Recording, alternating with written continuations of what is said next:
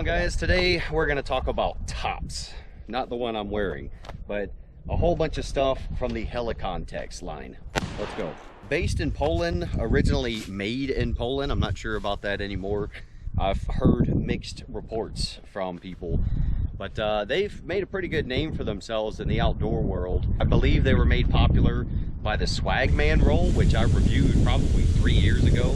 And while I still like that, looking at how the price has increased drastically, I would avoid that. And just like with what I'm going to talk about, I don't ever tell people to go out and buy things. So we're going to talk about this from the stance of you're actually in the market to get something. Now we got to do some comparisons. So this is the OG issue Woodland BDU top. So this is probably the last one I have that has survived from one of my earlier sets. All right, so you know, it's about a 55-45 cotton synthetic, and I mean, this is the staple of military uniforms all across the world. So this was the summer BDUs. Yes, we had a thicker version for winter. Didn't really make a difference. Before the combat shirts and all this other light stuff we got, this was the best to wear, and it still serves its purpose today. Okay, so we're doing work. We want some heavy clothing when we go out in the field and we're going through thick, heavy brush, rubbing up against stuff and everything. You know, your combat shirts, that's for wearing plate carriers and stuff. It's not for crawling around the woods. This stuff is made for going through thick vegetation and stuff, right? Crawling on the ground, just getting rubbed up against stuff and getting abused. It's also going to give you better defense against mosquitoes, whereas the combat shirts will not. All right, so that is the OG model.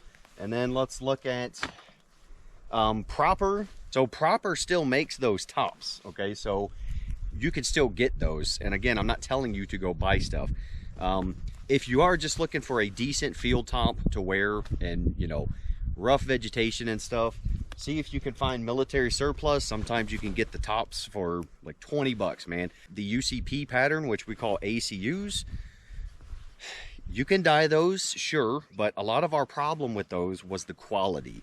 They fell apart a lot easier, especially with that stupid zipper, and everything was Velcro, right? So if you're cool with destroying them a lot faster, that's fine too. But you can still find the Proper versions pretty cheap.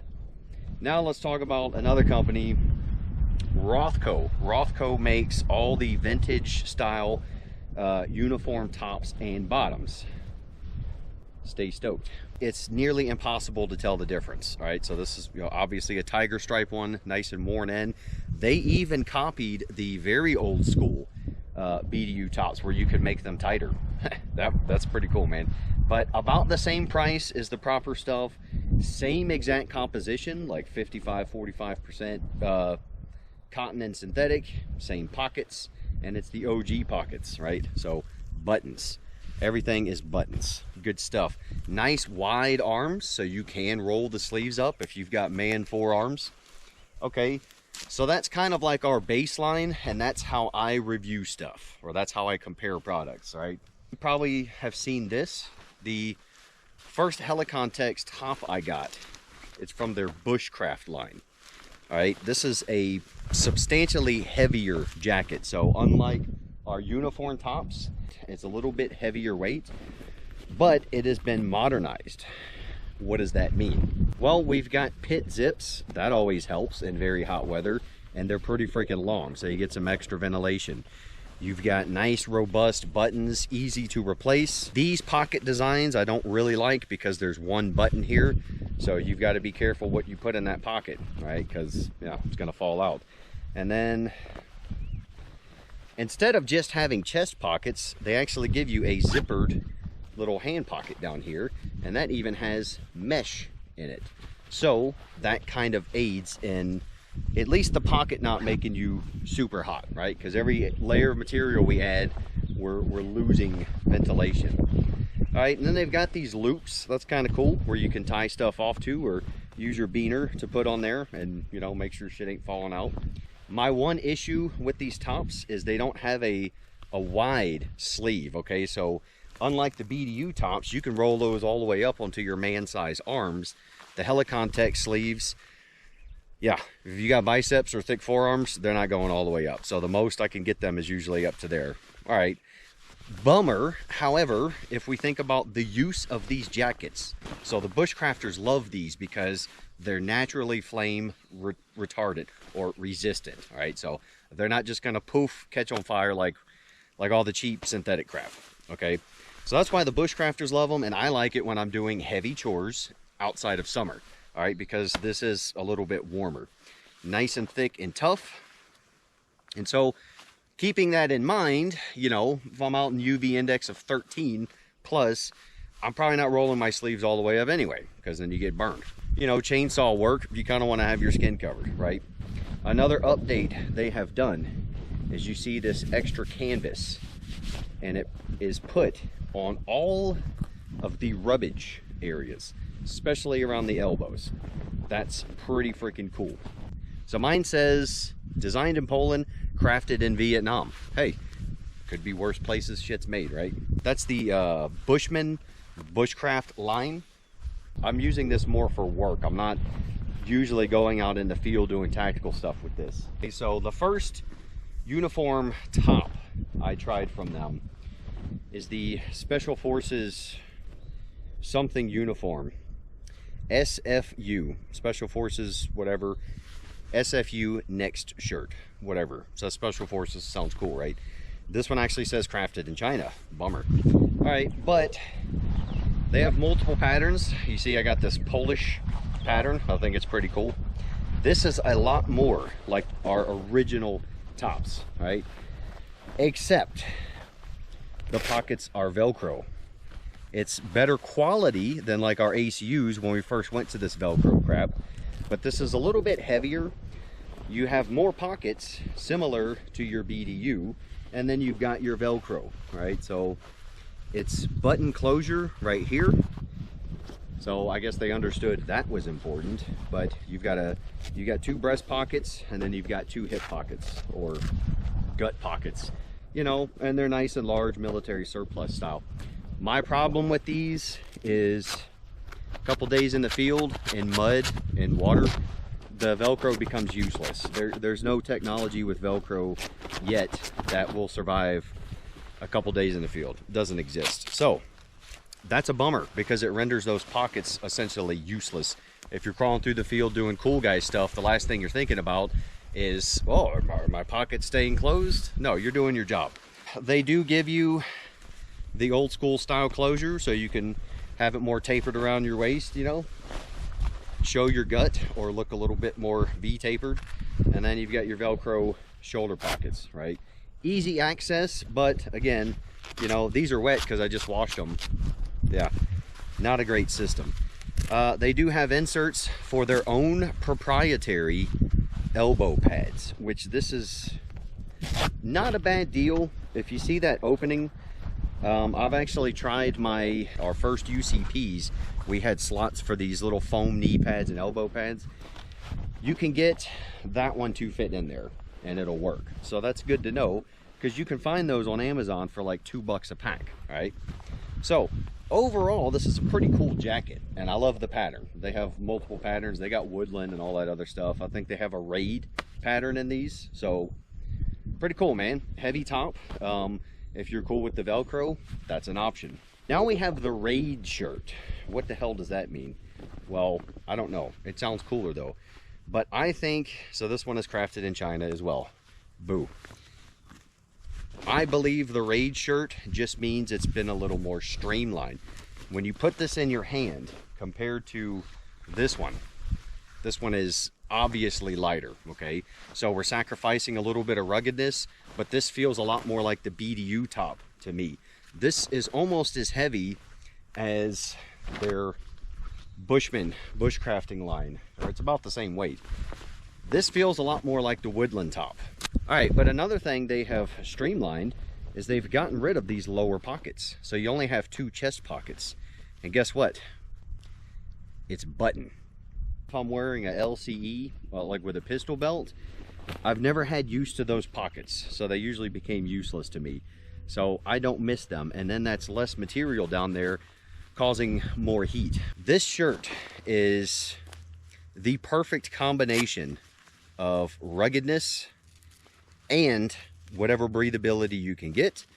And then on their shoulder pockets, you've got a button, and they give you Velcro as well. So they give you covers for them. I leave them on there because I'm not going to use them. But that's pretty cool, man. So you can use Velcro or buttons or both.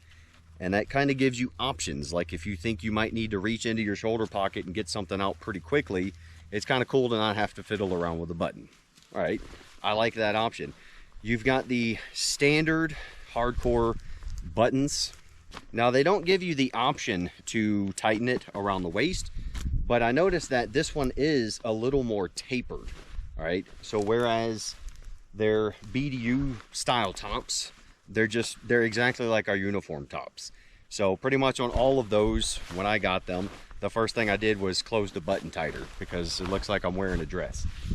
Some of y'all need that extra gut room. That's okay, then it's good for you.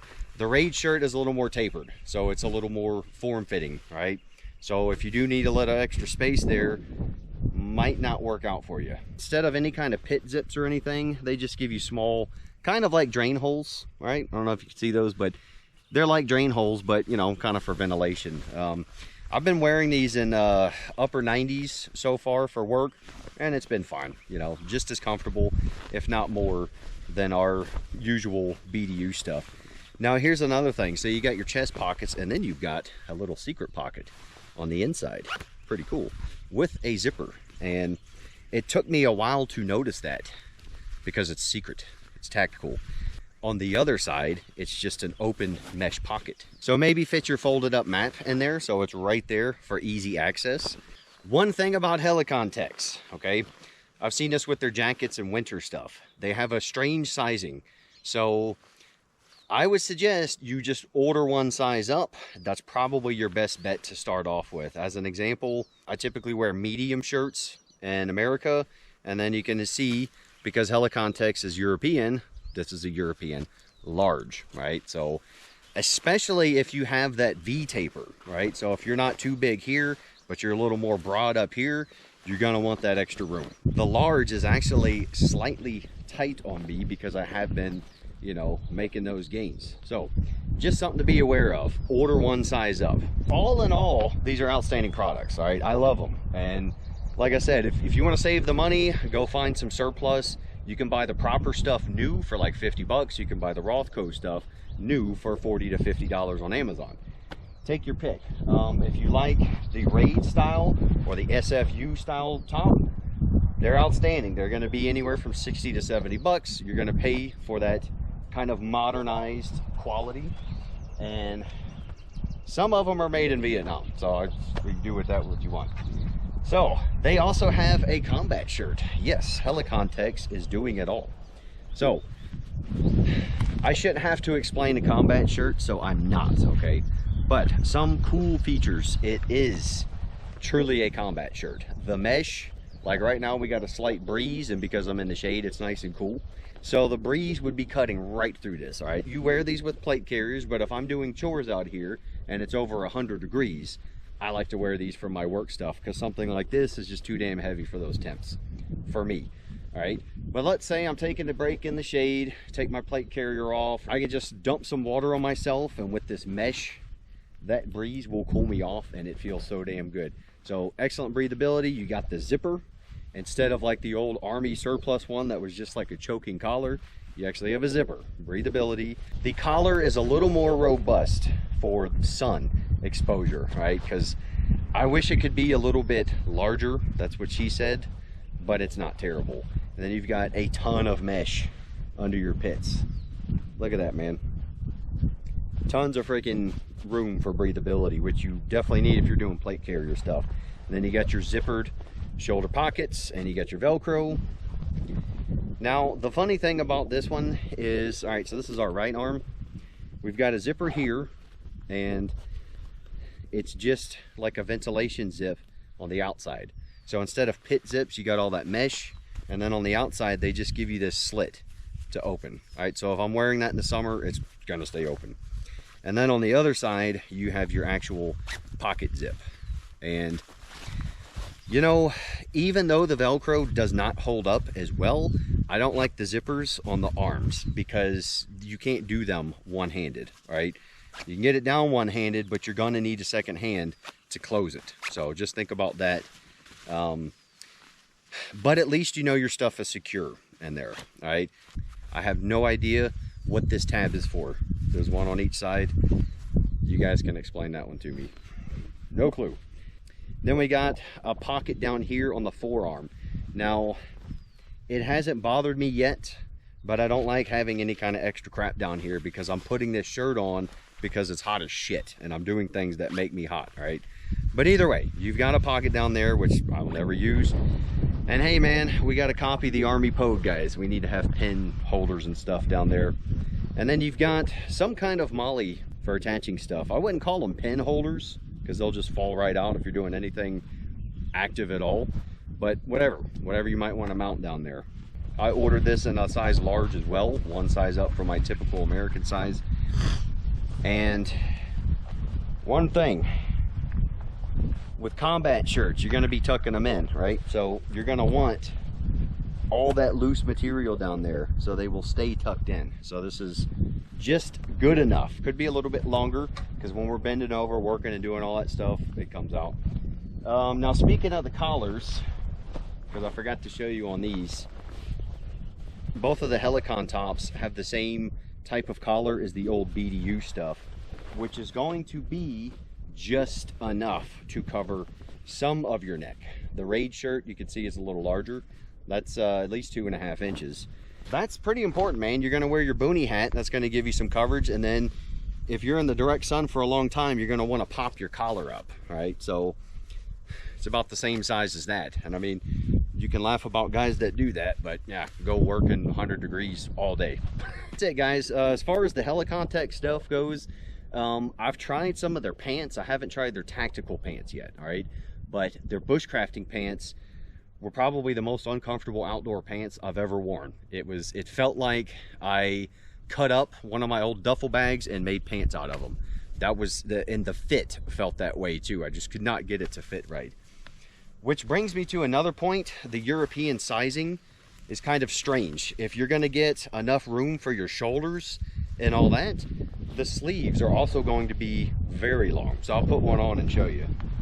So that's what the combat shirt looks like. Now, just to get the room for the shoulders up here, you can see where the seam is on my shoulder. If you got broad shoulders, your European sizes, it's gonna be a little bit longer. They got those Norse people, long monkey arms. All right, no big deal. The sleeves are actually wider than their uniform tops, so you could get it up higher. Problem is all this junk. One day when I'm bored, I might take my razor blade and just cut all this off because I don't need any of that junk there. But overall, you know, this is a very comfortable shirt, and I don't do too much plate carrier stuff anymore, but for working in extreme heat, yeah, you feel the breeze through it. All right, now another thing about the raid shirt. This is actually one of the selling points. I forgot what it's called, of course. So this is your traditional uniform top. You see this seam right here where the sleeve is connected. All right, and then you got the other seam coming down. So you got a seam right there. If you don't know how to dress yourself as a man, that seam should be right at your shoulder or slightly past it. So if you see a dude usually trying to show off his muscles, he's gonna have the seam way up here because he ordered the shirt too small. That's not how it's supposed to go, because that affects your arm movement, right? So I don't know what it's called, but this is a special cut. And you should notice there's no seam, right? There's no seam at the shoulder. And the seam is right here, right in front, okay? So kind of helps with the sizing and the mobility. And also, it's not going to rip there now, right? So the seams are always a weak point. No matter how they stitch them, it's going to be more of the weak point. All right, so that's pretty much it, guys. We don't need to talk about shirts and be modeling stuff all day. I just wanted to throw that out there. The Helikon Tex stuff, for the most part, every product I've tried from them has been outstanding. Like combat shirt, SFU, and the raid shirt. Couldn't be happier. Freaking outstanding. So if you are in the market for a new top and you've been eyeballing these, 100% worth it, right? Absolutely. See you in the next one.